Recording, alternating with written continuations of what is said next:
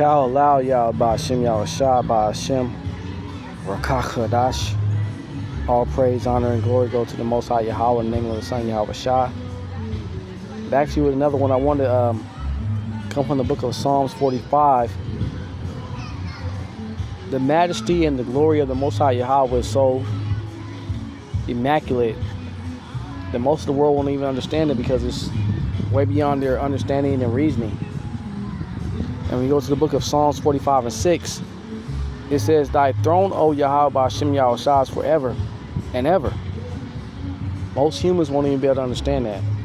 Humans, the people of this world, that don't even understand the glory and the honor that you're supposed to give to the Most High Yahweh for being who He is.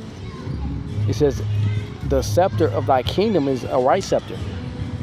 Only the Most High Yahweh is able to understand and put into balance the left hand side, which is, who the world knows is evil, but to the Most High is all the same thing, and the right hand side, which is known as His glory and His righteousness. It says, "Thou lovest righteousness and hates wickedness." Even though He's able to balance it all out, He has a distinctive characteristic where He loves the righteousness side of His creations, while the left hand side, which is the wickedness, gets dishonored. And even though right now the dishonorment is not like propelled to a way where we can understand that and see it, because 2/3 of our people really want to follow the wickedness of this world, He has the understanding that you have to really tap into Him to be able to understand.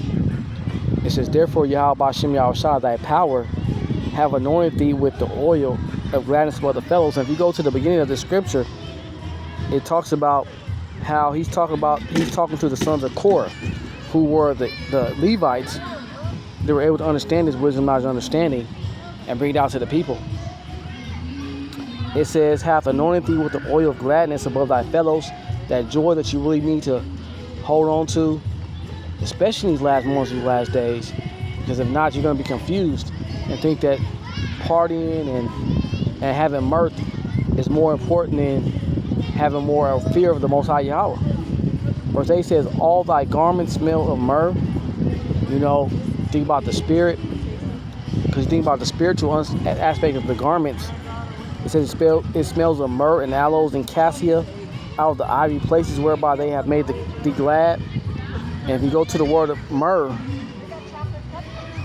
let's get to all of them. It says myrrh is the word mar, because there's no O's in the Hebrew.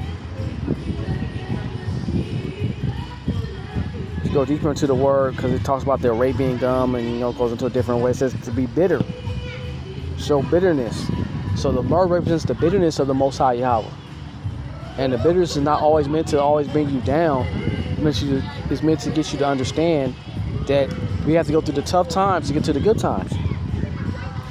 It says to be strong and strengthened, because it strengthens you. You go to the aloes, H1714. It says aloe tree, perfume. The fragrance of the Most High Yahweh is always something that brings you to a place where you understand that you have to go through the good and the bad times. And cassia is H7102, which is the word kat's. It says cassia, spice powder by bark and lemon, going to the trees. And it says to scrape off, cut off, to scrape. To be corner, be set in corners, to cut off places, make corners. So it's always a remnant. When you scrape off different parts of the tree and the bark, it's always just like a special part that the Most High really holds on to. References to his remnant. It says, "King's daughters were among thy honorable women. Upon thy right hand did stand the queen in gold of Ophir." And when you go into the gold of Ophir, it really talks about how the Most High has a search out where the gold is at. And the same way we got to search out these scriptures and the wisdom and understanding, the wisdom and knowledge and understanding of where the gold is really at, so we can be the Most High woman that He wants us to be. Because ultimately we were discarded as the Most High's woman, as his wives, because, we started to chase after these other nations and their gods and their ways of living. But ultimately we want to come back to where we're the honorable woman, and we're praising the Most High Yahweh and really like chasing after his right hand, which is that righteousness that he says, go back. It says in verse 6 it says, of thy kingdom is a scepter.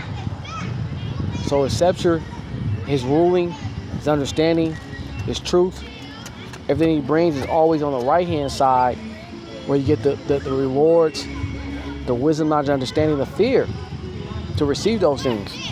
Ultimately, right now we're at a point where, a lot of us, as Israelites out here, because of the situation that's going on, we're trying to decide in our spirits, what side is right. Only the hopeful elect, the holy elect, be able to decipher between the two and realize that the righteous way is the path. Because the Most High Yahweh, like I said before, he has all balance on both sides. So you deal with him and you do what's righteous on his right hand side, you be able to be honorable in his sights. It says, hearken, O daughter, and consider and incline thy ear. Forget also thine own people in the Father's house. You gotta forget what your people are doing. Our people are all about mirth. 2/3 of our people are all about mirth and following the ways of the heathen. They want to seem happy for the time being. While they know what things are going on, they know that the so-called white man, the nation of Edom, was coming against us. They don't care though. They still want to party and have a good time. It says, so shall the king greatly desire thy beauty, for he is thy supreme master, and worship thou him. At the end of the day, it's all about worshiping the Most High Yahweh and the Son of Yahawashi.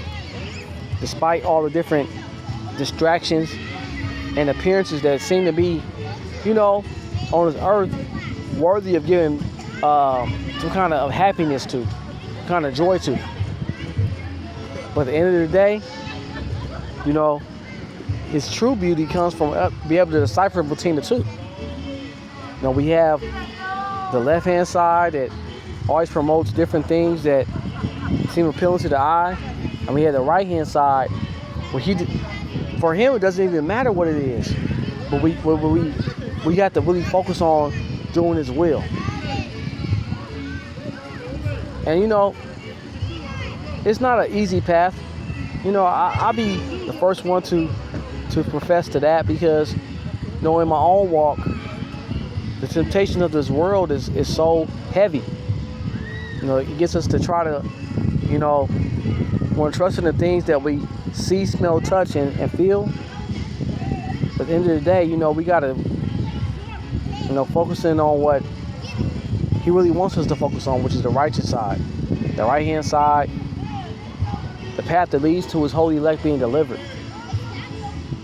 So despite all the different challenges and different aspects of life, they try to get you to go away from the Most High Yahweh and his Son Yahawashi. We got to go after what the King really desired. His true beauty that he says is on that right hand side that gives us, honor. Who doesn't want to be honored by the Most High Yahweh? 2/3 of our people say, it's not something that's very valuable. Whilst holy elect, who these scriptures are really written for in these last moments, these last days, they're going to continue to try to focus in on that. Despite themselves, despite the different challenges, distractions, temptations, everything that comes with that, they're going to focus in on doing what's right.